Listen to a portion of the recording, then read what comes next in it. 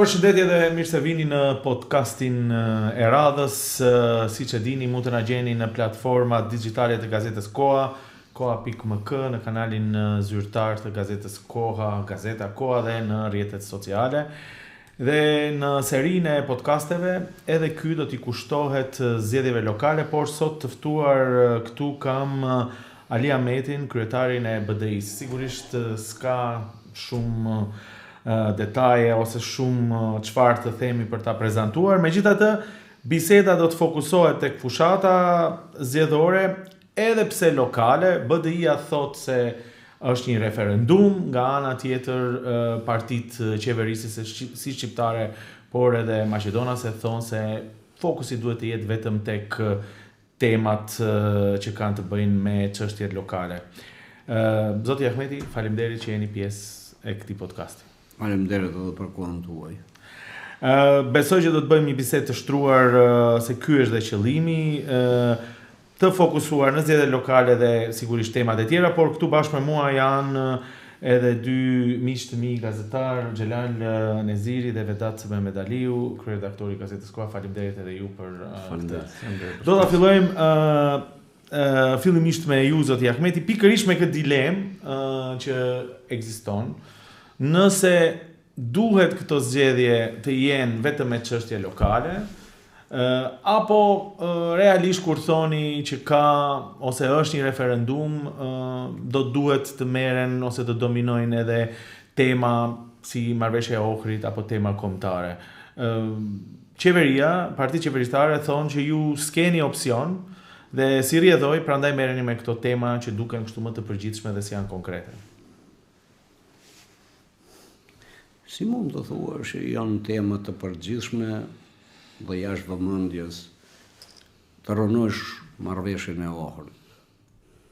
A do merremi me çështjen e bekatonave apo me çështjen substanciale që rrezikohet të arriturat më historike të pjesës së ndarë të popullit shqiptar në Republikën Veriore të Maqedonisë. Duhet gjërat të shihen që në themel. Për fat keq, Vomero doli me platformë. Maqedonia sërish e hyjtja. A ishte kështu në zgjedhjet parlamentare. Andoli presidentja e shtetit, UÇK-ja vendin e ka në Hag. Çfarë do thot kjo? Kjo do thot kthim pas. Edhe pse kishëm bashkërisht kemi investuar 22 vjet, nuk duhet mohuar kontributin që ka dhënë Vomeroja në avancim, në materializim të marrëveshjes së Ohrit. Nuk mund të mohohet kontributin që ka thënë Lidhja Social-Demokrate e Maqedonisë në avancim e materializim të marrëveshjes së Ohrit. Po pse gjërat ndryshuan dhe dolën me platforma që na kthenin pas? Maqedonia sërish e hyjtja, prej kujt e marrin Maqedoninë? Për bashkëqytetarëve të vetë shqiptarë, pse shqiptarët avancuan dhe i avancojnë marrëveshja e Ohrit, si obligative që është për të zbatuar. Gjuha, përfaqësimi i drejtë, dhe sigurisht, kjo shkaktoi pengesa dhe aversion dhe me tema patriotike, Vomeroja arriti të ketë dominancë në elektoratin maqedonas. Megjithatë, një temë kryesore e gjithë atyre partive që sot janë në qeveri, në pushtetin qendror, ishte antikorrupsioni. Ja do ta bëj këtë pyetje dhe pastaj do t'ja jap fjalën edhe kolegëve të tjerë. A nuk mendoni, zoti Ahmeti, se BDI-ja ndihmoi për të ndërtuar një naracion, si thoni ju, me faktin se kishte shumë akuza për korrupsion, duke lidhur këtë edhe me figurën e Artan Grubit edhe me faktin e vendosjes në listën e zezë amerikane. Nuk mund të mohohet kjo çështje sepse edhe në anketa, edhe në diskutime, edhe sot e kësaj dite në anketa, qytetarët përsëri e vënë prioritet çështjet e tjera dhe çështjet për të cilat ju flisnim nuk janë dominante sipas interesave të qytetarëve. Nderuar. Unë nuk jam gjeldeti. Dhe të reagoj e kokorisi për ditë, ky është i korruptuar, ai është i korruptuar, ky është i kriminalizuar, ai është i banditizuar. Unë kam bërë kërkesë zyrtare para 5 vjetësh nga grupi parlamentar, ku propozohet të bëhet vetting me lehtësim ndërkombëtar, me ekspert ndërkombëtar. Kërkesa zyrtare është duke u zverdhur në arkivat e Parlamentit të Republikës së Maqedonisë së Veriut. Një dokument ja kam dorëzuar përfaqësuesit evropian që bën raportuesit për Maqedoninë e Veriut, dhe ai u befasua. Dhe duke qenë në pushtet, ju keni bërë kërkesë për të miratuar ligj për vetting, thash po. A mund unë ta kem një kopje të këtij propozimi? Thash po, si jo, sepse kjo do jetë pjesa kryesore e raportit tim që unë do të bëj për Maqedoninë e Veriut. Dhe ashtu po, një kopje ju dha raportuesit për Maqedoninë. Jo një herë kam ngrit çështjen e ndikimeve të mëdha serbe dhe ruse në Maqedoni. Jo një herë. Dhe kam ngrit këtë çështje me zotin Kristian Mickoski, kam ngrit me zotin Zoran Zaev, me kryeministrin që pasoi pas zotit Zoran Zaev. Në Maqedoni veprimtari ka ushtruar Aleksandr Dugin, koha e Putinit, ka themilu parti politike në Maqedoni. Pa hapnin herë shifni televizionit, dhe këtë që ua them unë këtu juve, ua kam thënë përfaqësuesve të Maqedonisë, hapni televizionit Maqedone dhe shihni të gjitha filmat, dokumentarë, të gjithë janë në gjuhën serbe, në të gjitha kanalet. Po, për botën serbe ju akuzojnë edhe juve direkt. Ja, këtu në këtë podcast, Izet Mexhiti tha se jeni takuar ju dhe zyrtarë të tjerë me përfaqësues të KOS-it. Nëse regjia është e gatshme, ja ta lëshojmë videon. Pra, edhe ati të njëjtën pyetje ja bëra edhe juve, duke se akuzohen njëri tjetrin për botën serbe, duke e lënë qytetarin të mbetet në mjegull dhe asnjëherë kjo nuk sqarohet. Po ja ta shohim një herë videon.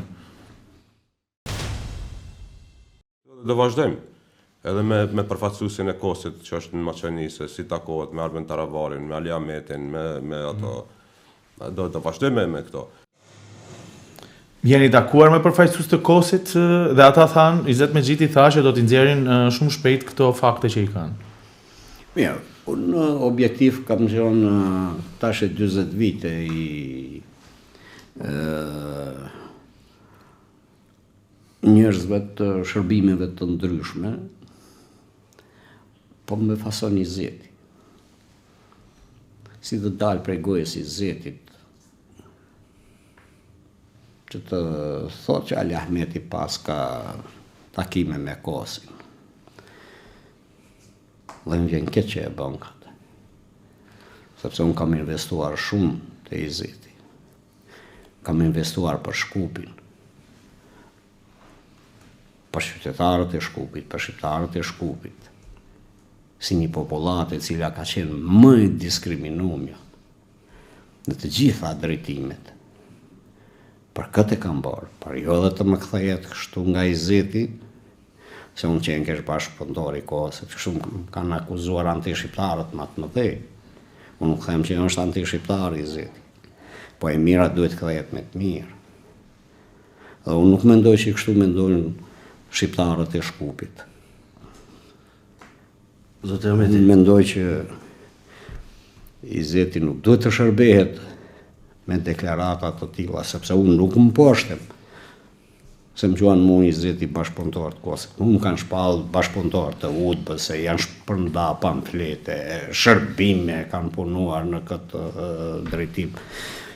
Po shqiptarët, jo vetëm Maqedoni, po në tërësi, e din se kush jam unë, unë kam nevojë tash të flas për vetveten.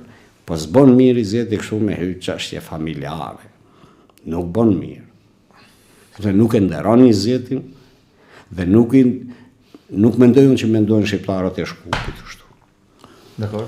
Nazim do isha kthyer unë në fillim kur e përmendi rënimin e çdo porës marrëveshjesorit, platformën e VMRO-s, këto janë akuza që përcillen nga opozita, konkretisht nga BDI, që pothuajse që nga fillimi i formimit i qeverisë.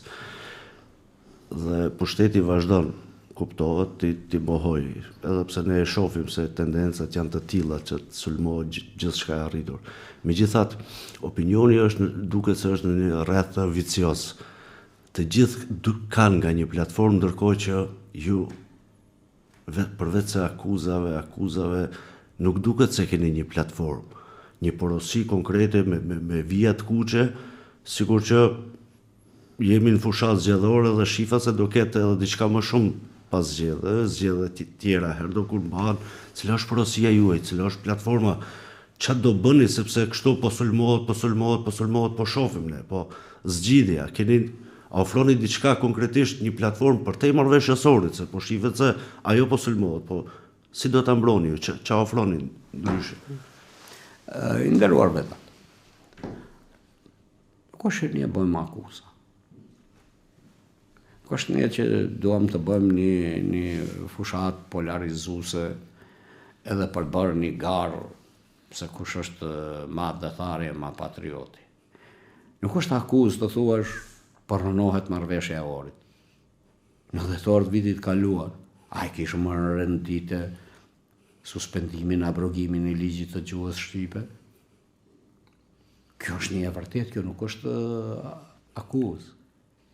A e hoqë mërë përfaqësimin e drejt dhe dhe dolën dhe thanë ne do bëjmë një ligj shumë më të avancuar. Ku është më ligji? Nuk është për akuzë kjo. Dhe kjo nuk i ngjan fare që ne duam ta polarizojmë, ta politizojmë situatën. Po kjo është një realitet. Nuk është më akuzë ti bësh 100 punësime dhe asnjë shqiptar. Ti bësh 60 punësime dhe 2 kushëri e 58 të tjerë Maqedonës. Ne na duhet të prodhojmë marrëdhënie të mira ndëretnike dhe jo të bëjmë hendeqe midis etnive, se popujt nuk kanë faj. Fajet i kanë ata që drejtojnë politikat e shtetit.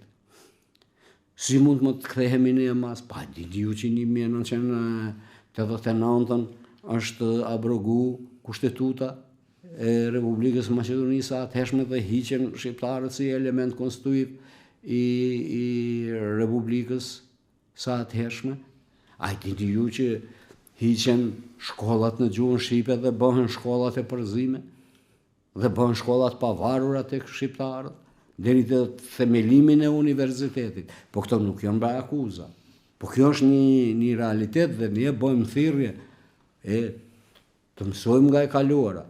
Mos i bëjmë gabimet e së kaluarës. Vetëm për të sqaruar të ta jap fjalën për ligjin.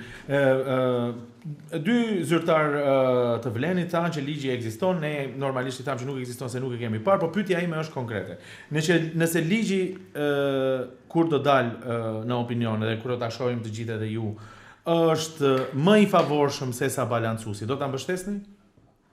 Kjo është duke pritur godën. Kështu i thonë kësaj pune. Komisioni Venedikut e shtyr sot. Duke pritur godën. Jemi në një moment hipotetik pa diskutim, por përsëri po them, përderisa është e mira e shqiptarëve, nëse ai ligj është më i mirë se sa një sistem që ekzistonte që quhet e balancuar. Po çka ka bën më të mirë kjo qeveri që tani do më mbind mua se do jesh ligj shumë i mirë? Po nuk e kam bërë ata për të bërë ligj më të mirë. E kam bërë për bërë një ligj më skandalos për të bërë. Pse nuk bëhet që një vit? Dhe tjetra për punësime dhe pastaj Xhelalit, përfaqësuesit e Vlenit thonë që janë punësuar më shumë shqiptar brenda një viti se sa çdo vit tjetër i BDI-s dhe e sfidojnë apo me shifra apo jo vetat kështu e thanë këtu ku ishim. A i besoni kësaj? Tani sepse këtu u tha që vetëm akuza ka. Unë nuk bëja akuza. Me po do doja të shifra nga ku i di unë 13.000 sa janë të punësuar, vetëm 1.000 e sa janë shqiptarë dhe ata me kontrata në vepër, po jo edhe me vendime. Por mos bëzini për fjalë se unë nuk merrem me këto çështje e punësimit. Për mua çështjet e punësimit dhe çështje minore krahasuar me rënimin, lëndimin, substancës kombëtare që i bëhet në Maqedoni, kapuni, shifni, shqiptarët janë poshtruar me mos respektimin e legitimitetit. Me këtë trajtim që u bëhet shqiptarëve në për institucione, edhe unë ha bukën e këtij trolli, edhe unë ha bukë e krypën e këtij trolli, te unë vinë një pjesë e madhe e njerëzve që janë në për institucione. Ma të poshtruar kur veten se kanë një. Dëshiroj të kthehem te pyetjet e para për shkak se nuk arrita të ndërlidhem dhe kështu që do mbështesh që po patjetër. Këto tema që debatojmë janë shumë të rëndësishme, sidomos këto tema të marrëveshjes sorit, dinjiteti shqiptar kështu me radhë, po kam përshtypjen se këto zgjedhje lokale sikur u ngjajnë zgjedhjeve parlamentare dhe temat të cilat debatohen në këto zgjedhje, në këtë fushat pra zgjedhore, sikur se i neglizhojnë problemet reale të qytetarëve.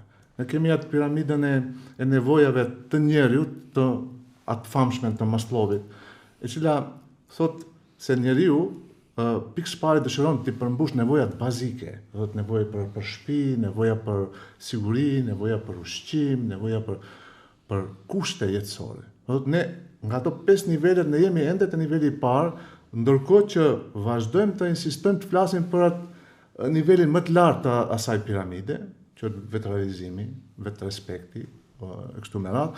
Dhe kjo mendoj se është një lloj tentimi jo vetëm nga ana e juaj si lider, si parti, po të gjitha partitë. Akuza, bota sërbe, tema nacionale. Nuk them se ato duhet ndalen. Ato duhet të shkojnë paralelisht. Pra, opozita e juaj ndaj pushtetit duhet vazhdojë. Mirë po në zgjedhje, në fushat, në takime me qytetarët, duhet dominojnë temat e problemeve që ballafaqohen qytetarët. Pra nuk është në nëshmim përmendet asfalti, se tani bëhet edhe në nëshmim. Ne nuk bisedojmë për çështjen e gjuhës, bisedojmë për asfaltin. Për çështjen e gjuhës që 3 dekada jemi duke biseduar dhe duke debatuar, duke punuar. Po duhet paralelisht të çojnë, është mendimi im, të çojnë gjërat. Pastaj te çështja e vettingut. Në 2023 është ligji i sanksioneve. Ato ndryshimet e propozuara të ligjit të sanksioneve të huaja.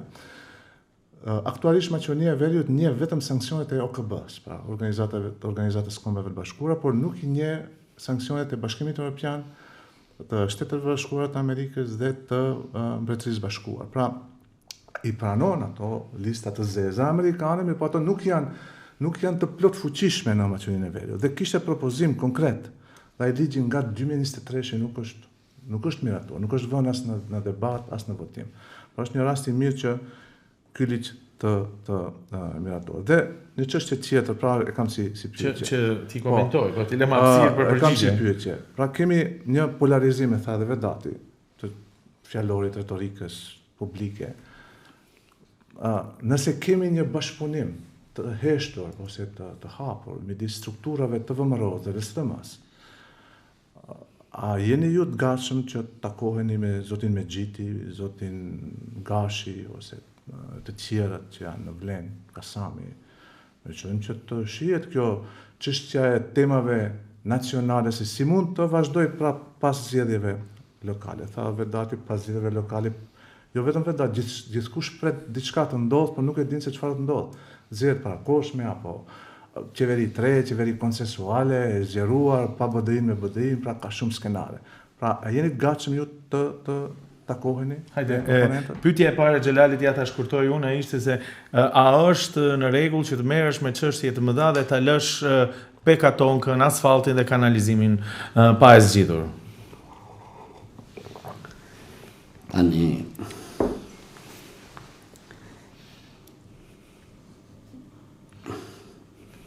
të krahasosh bekatonk,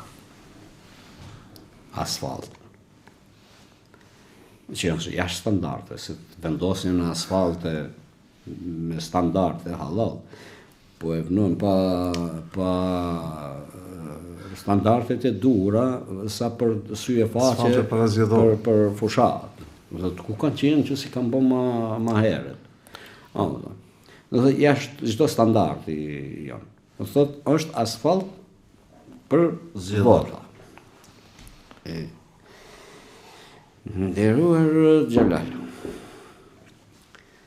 do isha dakorduar me ju që këto tema mos ekzistonin fare, po t'i shëmbyllur çështjet nacionale. Nuk jam fajtor unë që janë hap. Por unë jam përfaqësues i shqiptarëve të Maqedonisë. Dhe unë duhet t'i dalë zot sakrificës dhe gjakut që është derdhë. Marrëveshjes paqësore të Ohrit. Marrëveshja e paqësore e Ohrit nuk është e dobishme për shqiptarët vetëm, po shumë më e dobishme është edhe për bashkëqytetarët tanë Maqedonas, sepse marrëveshja e Ohrit prodhoi stabilitet, i hapi rrugë dialogut, i hapi rrugës e euroatlantike, dhe jo rrugës nga lindja që shpije, drejt Moskës. U antarësu vendi në NATO, ishëm në proces të antarësimit në Bashkimin Evropian. Rruga për në NATO, rruga për në Bashkimin Evropian kalon në për Ohër. Përsëri më duhet të kthehem në histori. Mos e harroni historinë e kaluar. Jugoslavia nuk ekziston. Nuk ekziston se nuk bëheshën bekatona dhe asfalte. Bëheshën edhe kanalizime. Jugoslavia nuk ekziston sepse nuk respektonte popujt që jetonin në te. Nuk respektonte shqiptarët, nuk respektonte kërkesat e shqiptarëve. Vrau, preu, burgosi lëvizin, përparimtare studentore 1989. Dhe Jugoslavia nuk gjeti më rahatie dhe paqë, por në vazhdimsi shkonte duke u thelluar në probleme e në probleme, deri në shpërbërje. Kjo më frikson mua. Mos i lëm hapësirë. Thot tezavet që akoma janë në sipërfaqe, akoma bisedohen, se nuk funksionojnë shtetet multietnike dhe se duhet të ndërtojnë shtete kombëtare. Duhet të bëhen më të guximshëm politikanët maqedonës. Ne duhet të ruajmë të gjithë bashkë sovranitetin, integritetin e këtij shteti. Dhe jo të nxisim konflikte midis etnive, të rënojsh, të prekish mbi marrëveshjen e Ohrit, të kërkosh të qosh në Hag, Ushtrinë Qlirimtare Kombëtare, thot ti prek mbi plagë të vjetra, hap plagë të reja mbi të vjetra, që dhamin ma shumë. Ne na duhen marrëdhënie të mira ndëretnike, ne na duhet proceset euroatlantike, të jemi të vendosur, si mund të ekonominë ta përparojmë. Nuk mund të izoluar ne të përparojmë në ekonomi. Ne mund të përparojmë në ekonomi duke u hapur. Si rajon dhe si zgjedhje lokale, zotjani. Si mund rezultatet e zgjedhjeve lokale të nuk janë zgjedhje lokale, më falni mua. Nuk janë zgjedhje lokale këto. Kjo është referendum kombëtar. Po ju ashtu e quhen. Jo na. Po janë 1000 vetë që takoj unë. S'duan të dëgjojnë për kanalizime dhe për, po thot, a do na hiq një qafe po shtrimin e nënçmimin që na bëhet. Kjo është kërkesa kryesore e shqiptarëve. Cila është përgjigjja juaj atar ndaj këtyre kërkesave qytetarëve? Me 19 tetor le dalin në referendum. Dhe tani gjërat do bien në shtratin e vet. Pa një dialog të mirëfillt mes palëve që kanë legitimitetin. Nuk vendoset për politika të qëndrueshme këtu. Me vazal, e izmeqar nuk bëhen këto punë. Atakohem unë me Izetin, e me Bilale, me Afrin, për çështje nacionale. Nuk i lije agaj ata për çështje nacionale të flasin me mu. Ata duhet bëhen si u thot agaj. Se po të ishëm për çështje nacionale, nuk do kishëm pranuar të bëhen argat. Po do të kishëm njët në vendin ku vada populli. Dhe legitimitetin ka pas fronti europian. Se sa jam për çështje nacionale, e tregoj dhe vetë dalja e zotit Taravalli. Ju keni mundur të thoni atyre, e janë të unë bisedojmë për çfarë mund të avansohet dhe jemi të gatshëm që t'ju mbështesim nëse veproni në këtë vijë. Pikës parë, herë ata duhet shpjegojmë pse shkelën legitimitetin. Dhe ju si shqiptar nuk duhet të më vendosni mu në situatë ofenduese që unë t'ju ofendoj juve si përfaqësues legjitim. Një argument është se edhe ju hyrët në qeveri apo në qeverinë e mëparshme ku nuk ishit fitues, edhe do të jetë rreth vicioz ky diskutimi. Kush ka hyrë në qeveri jo fitues? Po me LSDM. Po, me LSDM. S'ka fitu, unë s'kam fitu dhe kam hyrë. Po ishte më pak deputet. Jo, LSDM-ja. Po, LSDM-ja. Po jo, ishte një argument që thuhet që keni hyrë në një qeveri që bëhet qeveri me një faktor, me një parti e cila nuk ishte fitues te bloku Maqedonas. Kjo çështje sharohet i nderuar në marrëveshjen e 29 majit. Mandatari, negociata do të fillojë me partinë që ka legjitimitet te komuniteti i dytë në vend. Unë nuk jam mandatar. Mandatari obligohet si pas marrëveshjes. Lëra interpretime që i bojnë këto marrëveshjes së 29 majit. Marrëveshja e 29 majit autentike është në gjuhën angleze. Mandatari obligohet të ulet në negociata me partinë që ka legjitimitet nga komuniteti i dytë në vend. Dhe unë kam biseduar në atë periudhë. 2 mandate më shumë ka pas VMRO-ja. 2 muaj. Ditë unë kam bërë negociata me përfaqësuesin e atëshëm të VMRO dhe PMN-s. Dhe nuk kemi gjetë rrugë të përbashkuese. Dhe unë e mull kam biseduar me partinë e dytë. Zotë Ahmeti, përmendet legitimitetin që nuk respektohet, përmendet ligjet e gjuhën, përvetësimin. A mendoni se BDI-ja ka gabu në hapa për të sjell ligje konkrete që nuk mund të preken kaq lehtë, sepse duket sikur kjo qeveri hoqi balancusin, prek gjuhën shqipe, prek gjithçka, duke përfshirë edhe legjitimitetin, tani edhe tendencën për të përzier edhe të përfaqësuesit shqiptar në komuna shqiptare. Shifni, mund të na thoni, ka gabu BDI-ja diku te ligjet, duke fillu nga një ligj legjitimitetit, respektimit fituesit, pastaj çështja më kryesore, BDI-ja nuk arriti ligje që sillen me badenter, gjykata kushtetuese t'i rrëzon pa kur një farë problemi. Nuk arritë çështjen më thelbësore, badenterin gjykatë kushtetuese. A mendoni se shumë gjëra i keni lënë kështu, them, shkeleshko? Asnjë gjë nuk është shkeleshko. Marrëveshja përfaqësore e Ohrit është marrëveshje ndërkombëtare. Marrëveshja e Ohrit garantohet nga Shtetet Bashkuara të Amerikës, përfaqësuesi i saj ka qenë pa dy. Garantohet nga Leotari si përfaqësues i Bashkimit Evropian. Marrëveshja ushtarake garantohet nga NATO që ushtria shërbimtare kombëtare pranoi demobilizimin. Dhe janë marrëveshje të shkruara e të firmosura nga palët. Ne i besuam Amerikës, i besuam Evropës, i besuam NATO-s, që ky proces do shkojë në rrugë të marrë e të drejtë.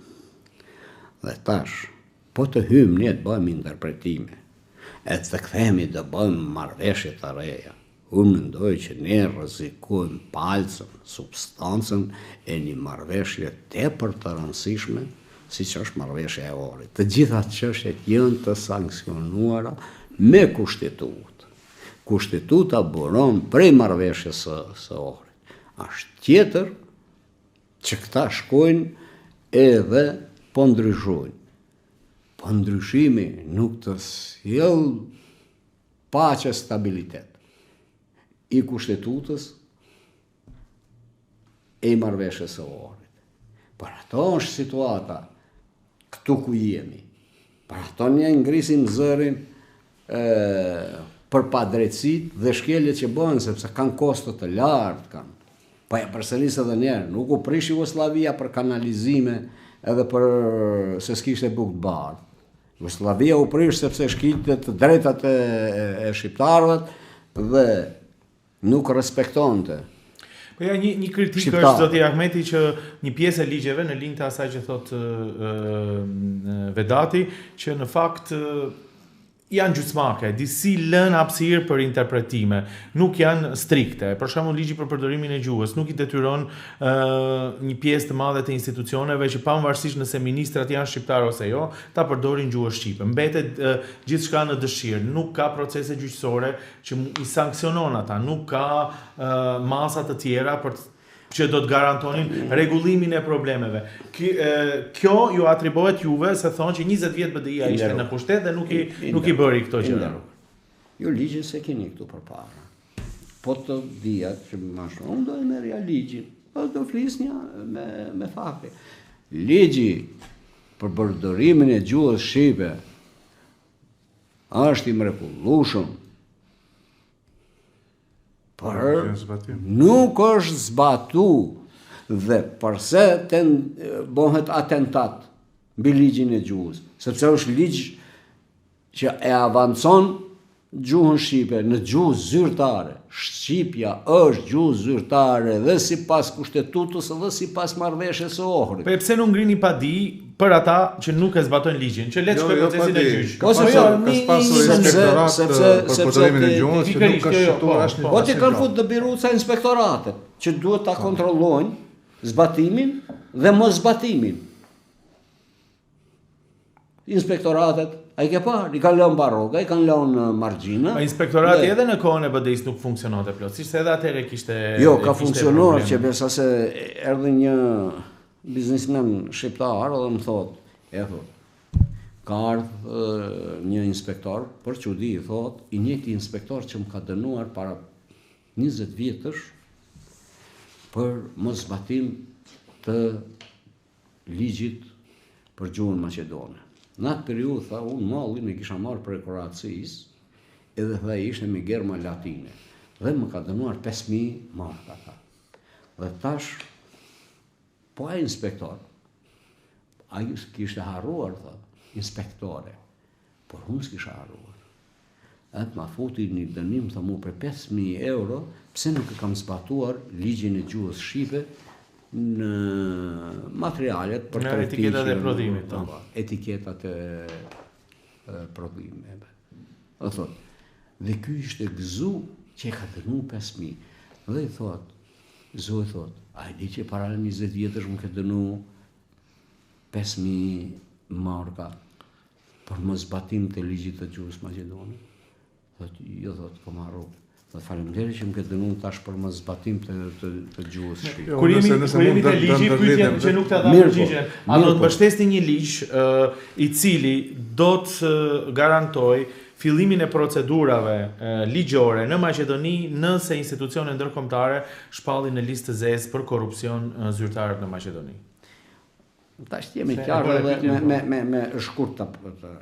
Ne kemi bërë kërkesë ligj për veting. Ne kemi bërë kërkesë zyrtare, të hapet hetim për çdo funksionar të gjitha partivet për 30 vitet e fundit. Ne kemi bërë kërkesë që të hapet hetim për privatizimin. Gjithashtu kemi bërë kërkesë të hapet hetim për të gjithë dorën e zezë me gjak të UDB-s, të OZN-s dhe të shërbimeve sekrete të 30 vitet e fundit. Të gjitha ato që i kanë duarët me gjak. Do thotë, ne këto i kemi kërkesa që i përsërisim për çdo ditë. Po e shoh që gatishmëri për palëvet nuk ka. Është çështja të ndërlidhur me ato që hapet si çështje për atë miratimit ligjeve dhe mos respektimit ligjeve. Ose respektimit kështu si në supermarket që çka duhet merr, çka nuk duhet lë. Çështja e ligjit gjuhës. Kur ishte drejtori i rrugëve të Maqedonisë i BDI-s, pra shqiptar, ato tabelat ishin edhe në gjuhën shqipe, tash nuk janë gjuhën shqipe. Dhe kjo në farë forme i frustron shqiptarët në një mënyrë që i pasivizon ata, thotë ta tërë jetën do merremi ne u bë gjuha shqipe, nuk u bë gjuha shqipe zyrtare. Kështu që ku është problemi? Është problemi te mungesa e shtetit ligjor, është problemi te ato defektet e ligjeve që shpesh edhe presidentja e shtetit i përmend mund, por nuk është patjetër. Pra ligji thot mund të përdoret gjuha shqipe, por nuk thot se është patjetër të përdoret gjuha shqipe. Pra ato interpretime kështu në rreshta, ku qëndron problemi? Ashur gjela. A di ku është problemi? Te legitimiteti. Ky është problemi. Në zëm. Sepse nuk është fajtor ligji as kushtetuta. Fajtor janë ata që duhet ta zbatojnë. Po ata që e zbatojnë dhe që duhet ta zbatojnë, a kanë legitimitet? Nuk kanë hymen përfaqësu. Kanë hymen me mbrojtje interesat të grupeve të veta, grupeve të caktuara. A dizi më thonë, ata që kanë votuar Vlenin e sot Lenin, votuan për ndryshim, jo për poshtrim. Jemi të poshtruar. Kjo është kërkesa kryesore e shqiptarëve të Maqedonisë. Hiqja një qafe poshtrimin. Hajde Vedat, dhe pastaj edhe unë do lidhem me atë se çfarë do ndodh pas 19-it, nëse kush fiton se fiton. Unë do të kaloj pak se përmendje edhe eurointegrimet edhe shpesh e kanë përmendë aktualisht nuk ka një datë apo një afat për ndryshimet kushtetuese që është shumë e rëndësishme që e kërkon Evropa në çdo raport apo në çdo deklaratë të Brukselit zyrtar. Opozita duket e pafuqishme për të ndryshuar qëndrimin e kësaj qeverie. Se opozita shumë e fortë është. Sidoqoftë i ka numrat edhe nuk mundeni do të mundesh numrat të kesh, po takat mos kesh. A beson se Maqedonia sot është më afër BE-s themi apo po sillet të një krizë të vet mbrendshme? Dhe çfarë do sjell kjo? Shpresoni se shumë shpejt do lëvizin gjërat në drejtim pozitiv? Unë mendoj vetat që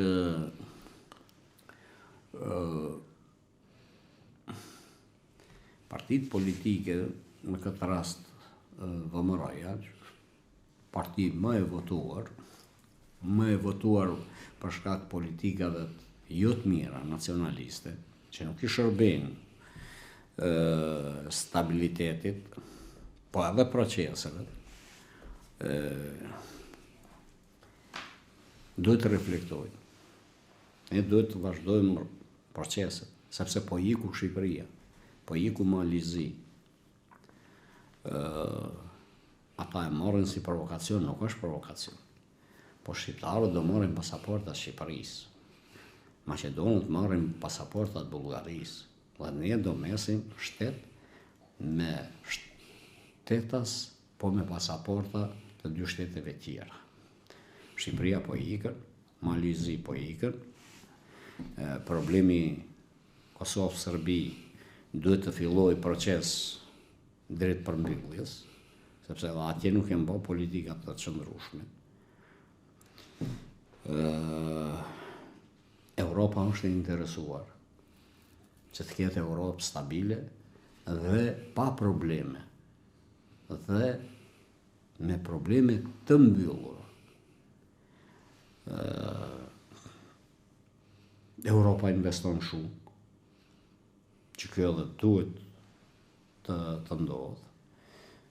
Ne kemi qenë partner dhe mbetemi partner I proceseve euroatlantike, si me Bashkimin Evropian, si me NATO, ma ashtu edhe me Shtetet e Bashkuara të Amerikës, mirë po pa reflektuar dhe pa I hequr çështjet zvarr, si për çështjen e emrit. Çfarë ndodhi vendit tonë me ndryshimin që u bë me emrin? Asgjë. Asgjë nuk do t'i ndodh, as me futjen e bullgarëve të kategori kushtetuese në vendin tonë, sepse do e bëja dallimin. Janë 10.000 bullgarë dhe nuk mund më të ketë Bullgaria arsyetim se të gjithë maqedonasët janë bullgarë. Dhe juve mund t'ju vijë edhe çuti, nuk kam bërë vizita në Bullgari. Bullgaria nuk pranon që ka komunitet maqedonës. Të gjithë thotë janë bullgarë. Dhe na kanë ndihmuar miqtë tanë që ta bindin Bullgarinë, që Bullgaria të pranoj që ka minoritet bullgar në Maqedoni. Kështu që palët në këtë rast as partitë politike maqedone mos ushtrojnë rivalitet patriotik. Asnjë nuk na duhet ky rivalitet për të ashpërsuar marrëdhëniet ndërretnike. Ne jemi të arsyeshëm, të respektojmë marrëveshjen e Ohrit, të jemi bashkë për problemet që kërkojnë zgjidhje, si me çështjen bullgare, ashtu edhe me proceset eurointegruese. Ju pyeta sepse është përfol në media nga dhjetore apo janari, nëse vendoset për zgjedhjet parakohshme parlamentare, kjo periudhë bëhet një dhe nëse gjithmonë Mickovski pretendon të marrë garanca nga BE-ja se Bullgaria nuk do ketë kërkesa të reja, të formohet një qeveri e zgjeruar, cila do t'i mbyllë çështjet kryesore të reintegrimeve, konkretisht të ndryshimit kushtetuese. Do kishte pranuar të jeni pjesë e asaj qeverie dhe të miratoni? Por ne është e rëndësishme njëherë zgjedhjet e tetorit tani, nuk është problem për çështje madhore, do thotë qoftë qeveri të zgjeruar, qeveri për shpëtim, por nuk ka largim nga zgjedhjet e jashtëzakonshme. Gjithçka do të imponoj zgjedhjet e 19. E përja këtu, ju thoni se këto zgjedhje janë referendum, çfarë nëse nuk fitoni në këto zgjedhje? Kush ka thënë? është qytetari do vendos tani, pyetja është hipotetike. Çfarë nëse nuk fitoni në këtë zgjedhje? Dhe ky referendumi nuk del në anën tuaj. Jo, ja ta e bëj unë të kundërtën. Çfarë do të ndodhë nëse ju I fitoni të gjitha komunat të shqiptarë? Si mund të shkaktohen zgjedhjet e parakohshme? Unë do përgjigjem të dy. Edhe në këtë variantë e parë. Okej. Çfarë do ndodhë nëse nuk bëjni? Po. Fryma është fituese. Më thotë, unë vi pe kancellarive. As tash në këtë podcastin e juaj, po as edhe si politikon nuk kam marrë nga kancellarit. Unë vin nga lëvizja e popullit. Unë kam shatë takime të shumta. Të njëjtin gjë e thonë edhe rivalët. Tani edhe ata thonë ne takojmë me popullin dhe ne do fitojmë. Do bindesh tani ti që rivalët janë tokë bukës. 1. Fryma është shumë e lartë. 2. Vota kombëtare është më e fortë se asnjëherë për këto 20 vitet e fundit, 23 vitet e fundit. 3. Çdo anketë është në favor, jo anketa që bën BDI-ja, se unë anketat e BDI-s nuk I marr për bazë. Që bën VMRO-ja, që bën LSDM-ja, që bën IRI, më thot gradacioni që ne jemi shumë I lartë, 3-1, 2.8 me 1, 2.5 me 1, thot është shumë I lartë. Nëse kjo pasqyrohet në kuti, si mendon zotin Nazim Rashidi? Unë asnjëherë nuk flas për shifra e para. Por unë po t'jap shembull. Merrni anketat, shifni anketat, dilni në popull, shihni në popull. Ja edhe një pyetje pastaj përgjigjemi edhe pyetjes së Xhelalit. Çfarë do konsideroni fitore atëherë? Numrin e këshilltarëve apo numrin e kryetarëve të komunave? Edhe këshilltarë dhe kryetarë komunësh. Dhe atëherë çfarë do ndodh ja do kemi hyrë ju do fitoni në politik jemi. Ja vetëm ti përgjigjet pyetjet e Xhelalit. Izet Mexhiti tha s'ka zgjedhje të parakohshme në çfarë do lloj rrethane dhe dalin rezultatet, formohen këshillat, kryetarët e ri marrin komunat, qeveria ka tjera numra, pushteti lokal ka tjera numra. Si do ndryshojnë Xhelal, shumë çka ndryshon në këto rrethana. Unë mendoj që partia më e madhe VMRO ka kapital politik sa që të rezonojë, të reflektojë dhe ta shoh realitetin. Nëse sipas gjitha gjasave VMRO do të ketë një lloj rënje, sa do jetë nuk dihet. Dhe tani nëse VMRO ka rënje, dhe nëse matematikat e VMRO-s që unë VMRO nuk e kam partner në këto zgjedhje. Ato duan të fitojnë këto argatët, sepse I nimojnë. Jo, fjalën e kam se nga ato varet nëse do të shkohet zgjedhjet parakohshme ose jo, se do ka votat. VMRO nuk mendoj unë që është aq e destrukturume, është parti me përvojë me vite të tëra, të mos e respektoj vullnetin dhe votën e shumicës së shqiptarëve dhe legitimitetin.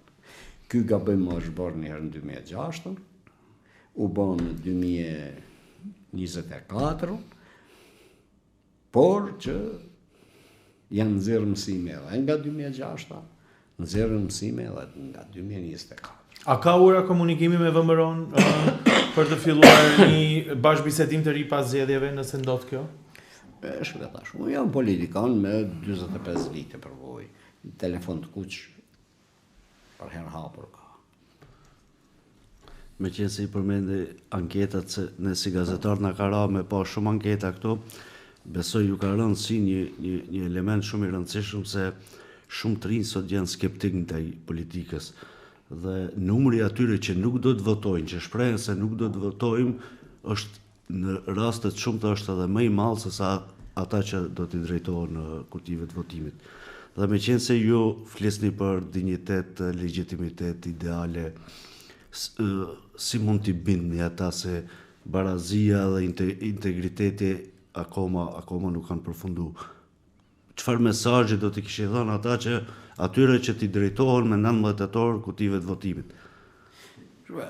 Tani të gjitha energjitë dhe investimet janë bërë që të rritë të jenë në kohëra më të avancuara, më të përparuara, të bësë kemë të njëjtat halli vuajtje që unë i kam patur kur kam qenë 20 vjeçar, 25 vjeçar, gjitha në këtë drejtim. Sot, për shembull, të rritë shqiptarë Maqedoni kanë 3 universitete, mund të bënë përzgjedhje. Unë jam torturuar që kam kërkuar universitet në gjuhën shqipe prej UTB-s së atëhershme.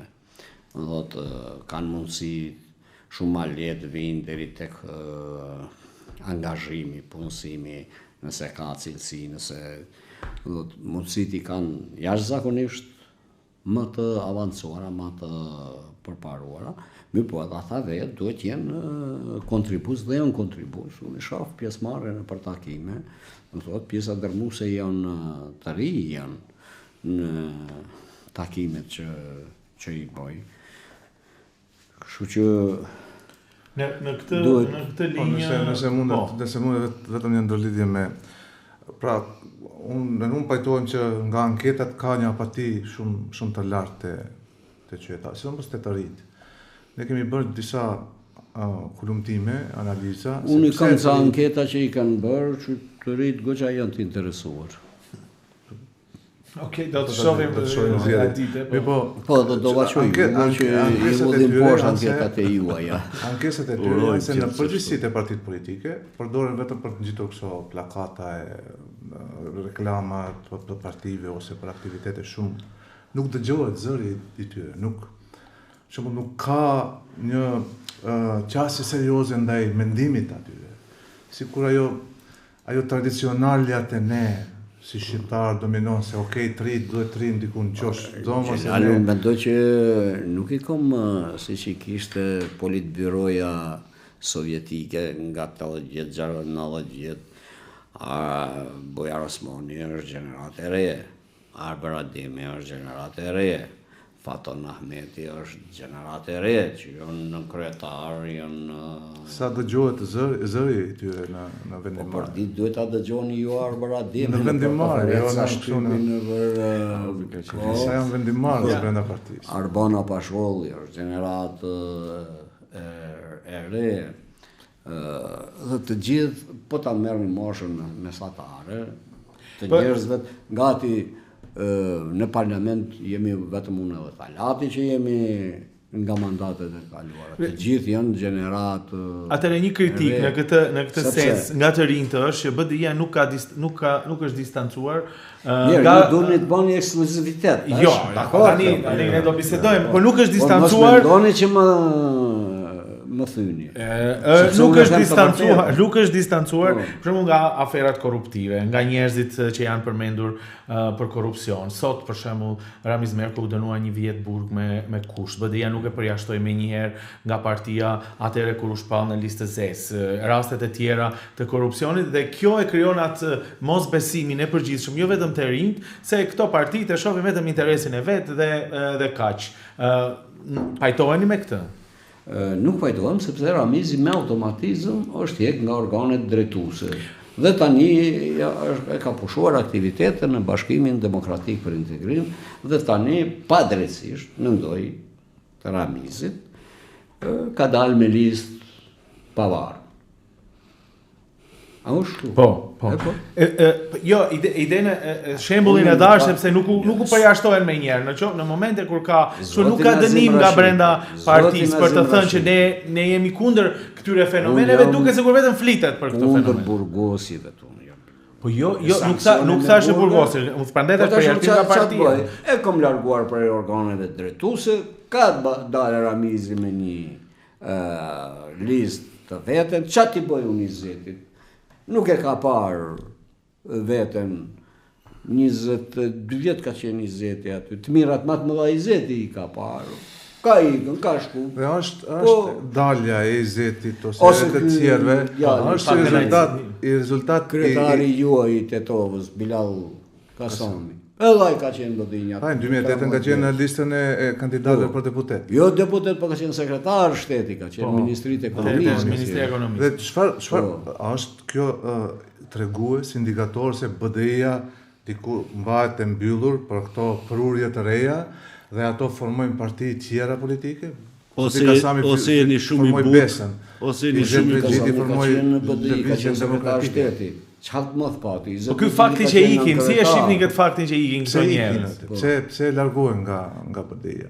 Unë mendoj që në momentit kur BDI-ja bën kërkesa zyrtare, të hapet hetim për çdo funksionar, të bëhet vetting për gjitha institucionet e shtetit, Bashkimi Demokratik për Integrim, përveç që është një lëvizje që në mbrendi daton shumë herët në hapësirat shqiptare në Maqedoni, është edhe një parti politike goxha e strukturume, e profesionalizume, me struktura dhe ekspert të gjitha fushave dhe është investim kombëtar.